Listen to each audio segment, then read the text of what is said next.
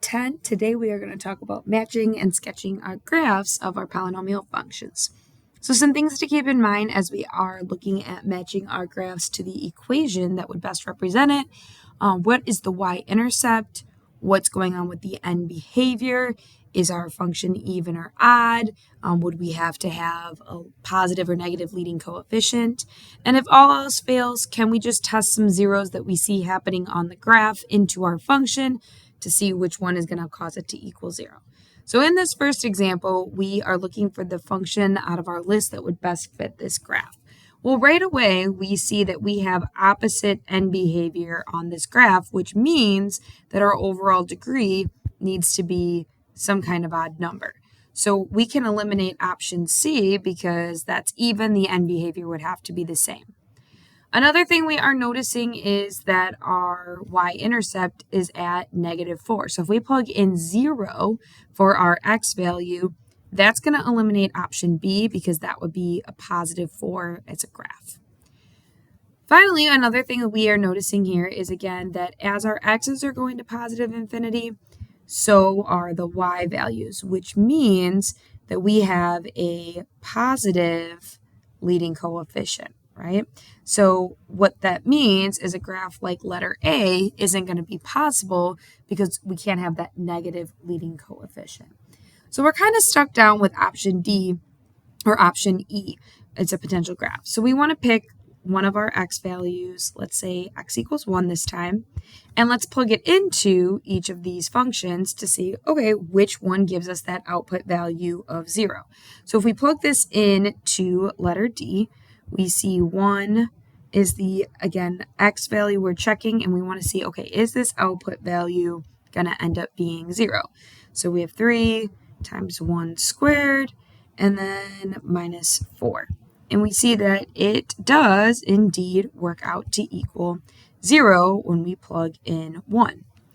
If we do the same thing for our other function, which was the exact same function, except this time this was a minus sign, what we're going to notice is this gave us an output value of -6 when we plugged in our value of 1. Not 0, like the graph is telling us it should be. So this means that it is not going to be our best option, whereas when we plugged in 1 into graph D, we got that output value of 0, and that one worked out best.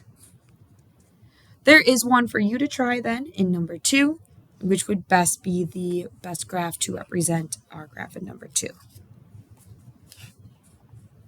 Now, on the second page, we see more about, this time kind of going the opposite direction. Hey, here is the equation. What would a graph sketch look like? And a reminder, when we are sketching a graph, it does not give the precise maxes or mins without doing some testing points.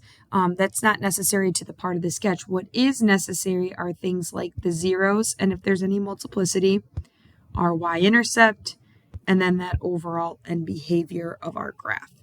So if we look at this first one, we see that we have 3 zeros right now.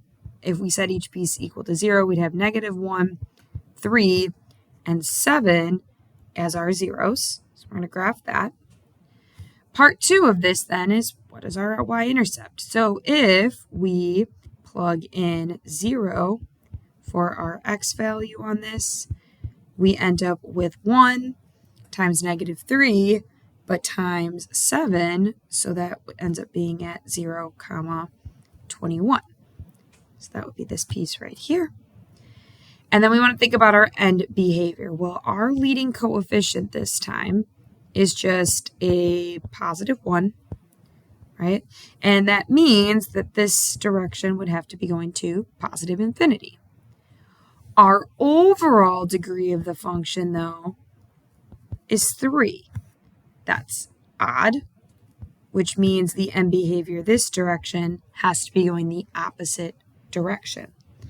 Now, what happens in between is, again, kind of up to us. There's no multiplicities to worry about. So we are just going to sketch so that it passes through our y-intercept, turns around, passes through our 0, turns around, passes through our other 0. And again, going back to this fact here, we may not have precise measurements for the maxes or mins. So maybe our maxes went up that high, maybe our maxes went up even higher, maybe this min was a little bit lower. We don't officially know, and any of that could officially be correct because we, again, don't have exact measurements. So again, your min / max may vary in each. So keep this in mind as we're going through. In our next example here, okay, we have, again, a function. And this time, as we set each piece equal to 0, we want to be careful because this first one, we actually have a 0 at 1, -1, because we subtract over the 3 and divide by the 3, we get -1. Our other 0 then is at +1. And this one we have to be careful of because there's a multiplicity happening of 2 on that graph. So we have a 0 at -1, a 0 at +1, and we know we're going to see a bounce at that graph at that x value of 1. Now, if we check out the y-intercept this time, if you plug in 0 for your x value, we end up with 3 times 1. So 0, 3 would be our y-intercept. And our end behavior this time, again, we have another positive leading coefficient. So this is going to positive infinity. This time, degree is still a 3 overall. So it's odd. And this again goes to negative infinity.